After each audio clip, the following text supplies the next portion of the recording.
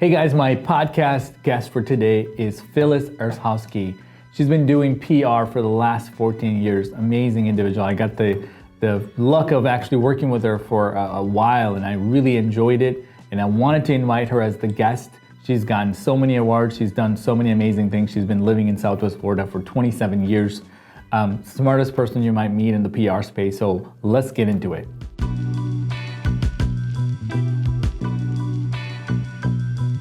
Phyllis, thank you so much for hanging out with me for the next, few minutes.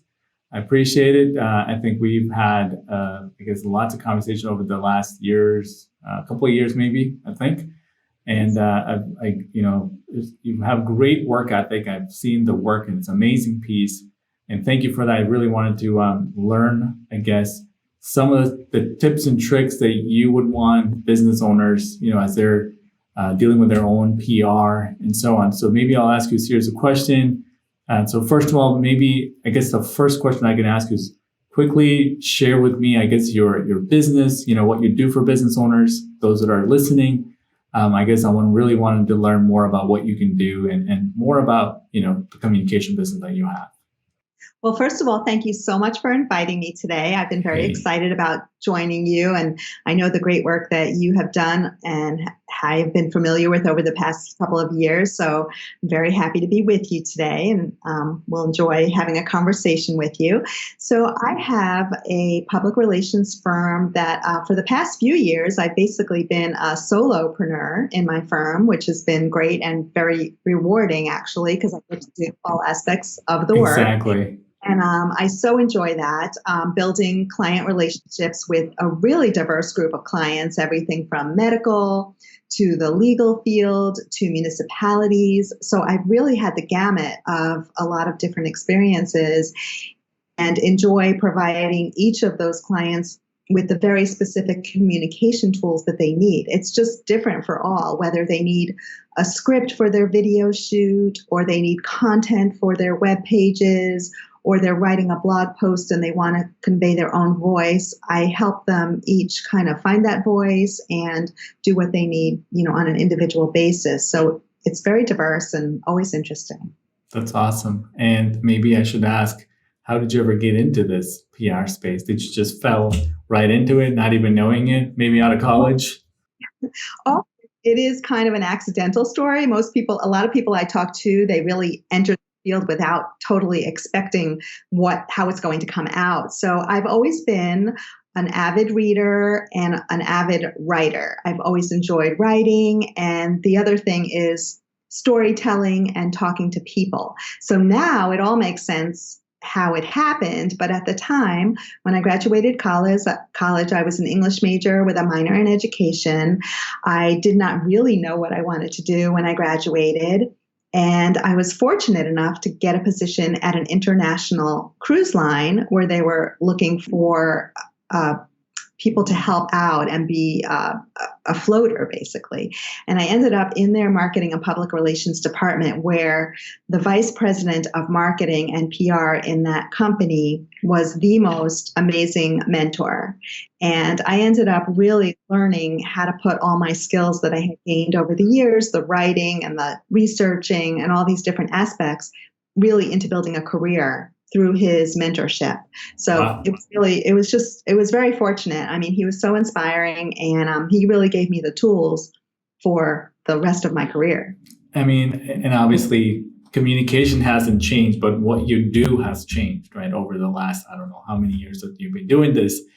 What can you talk about from that you've kind of seen it all, and right now we're living in social age where it's like very different, right? Communication's not the same, not the way that we do it before. So share with us a little bit about what that's been for you, because you're firsthand and you're creating all this content. Who's consuming it? What type of content works? From your experience. Yes, well, you wouldn't believe how much it's changed, and I guess it's kind of giving away my age a bit. But no, it's all right. I was hand delivering mock-ups of brochures and press releases. I was bringing them to the clients for approval and review. Then we graduated to a fax machine where we were able to then fax things for approval. What's a fax machine? No, I was What's a kidding. fax? It actually took up, when we first started using fax, it took up a whole wall in an office and a dedicated fax office. It's so, yeah, I've been at this for a while. But ultimately, the digital age took over, which, has been great because that's what keeps the whole profession alive, is that you're always learning and trying to do new things and adding new skills to what you can bring to the client. So the whole digital aspect has certainly changed the entire profession, not only from the standpoint of the daily logistics, but also you can now reach global media outlets where before your story might have been contained in your local city or just the media that was right there next to you. Now, a simple story, I'll give you an example. I had a client that was a strawberry farmer in the Southwest Florida area. And we did a story about strawberry picking and recipes for strawberries. And it got picked up in a Texas lifestyle magazine because we had published the content on their website. And it was picked up. That never would have happened many years ago. So it opens up a world of new media opportunities to get stories placed and noticed on a more global level. So that's just really, it has really, opened up an entire world of different things. The other things that have changed is that PR, because of digital, has really connected the marketing world with the public relations world so that it's all one big, you really need to have a communications plan where all of these things join together. And so you have consistent messaging. So it used to be very, very separate.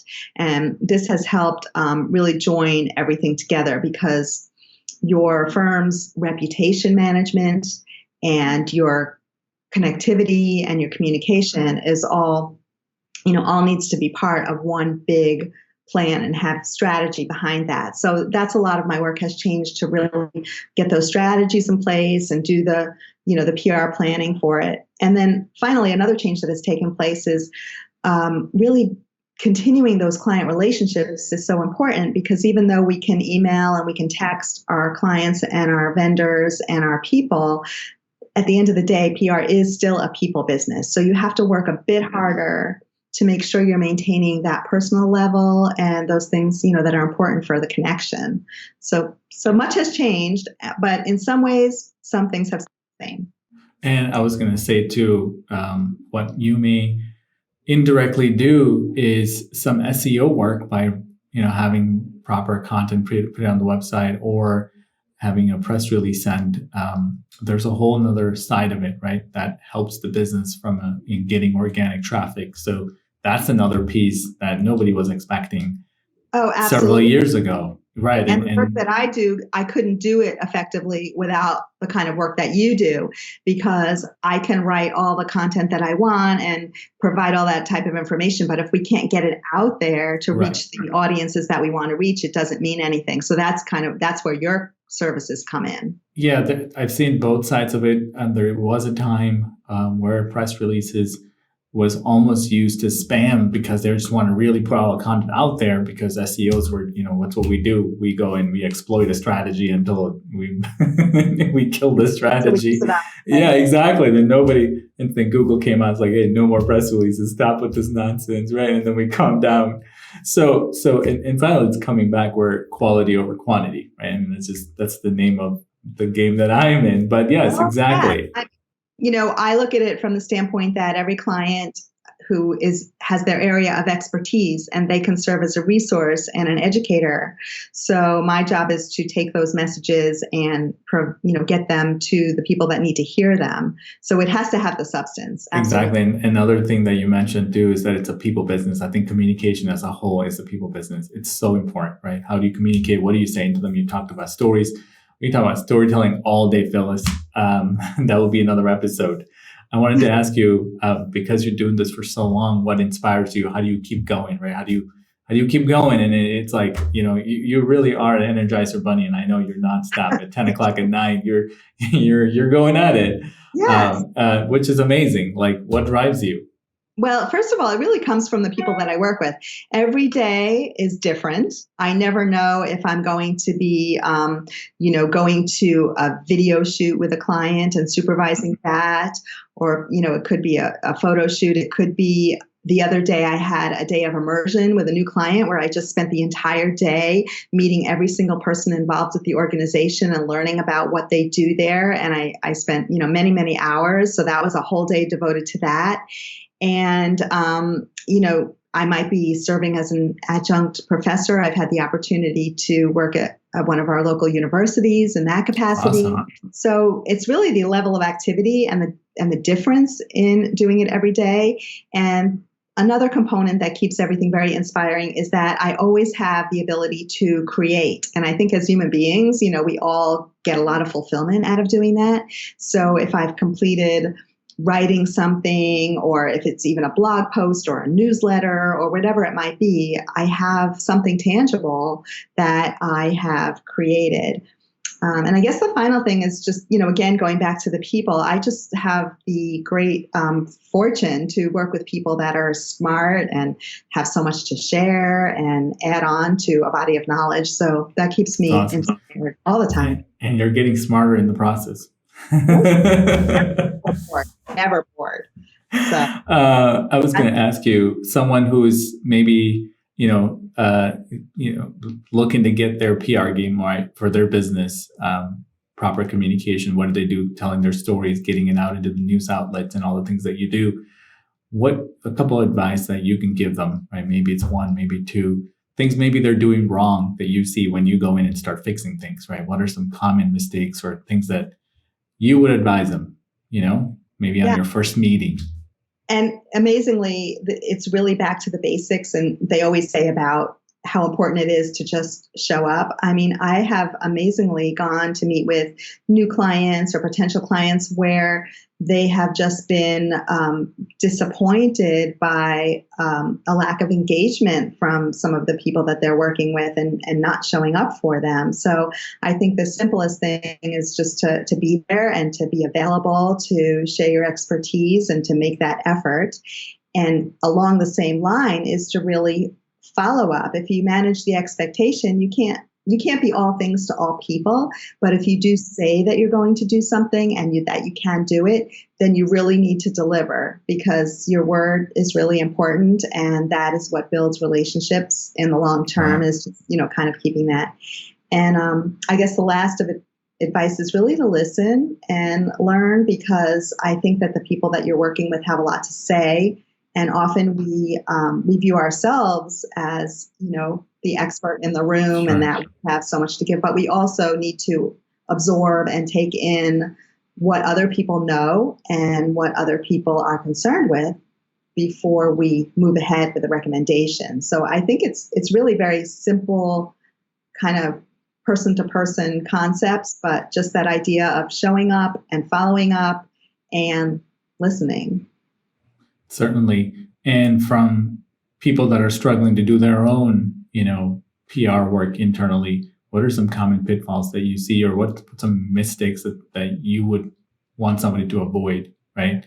Trying to get their company out there, which sounds easy, but it's not as easy as it sounds. It's really not easy. And kind of in looking back over a very long and extensive and fulfilling career, I'm thinking that, I've always been very much following deadlines and paying attention to doing the right thing and delivering what I say I'm going to do. But if I did have to go back and do things over, I might take some bigger risks and maybe look at the bigger life somehow, in other ways. I think that we have a lot of stress in our daily work lives, and we sometimes just want to make sure, we keep everything contained. But there may be even more opportunity if we can take some of those calculated risks.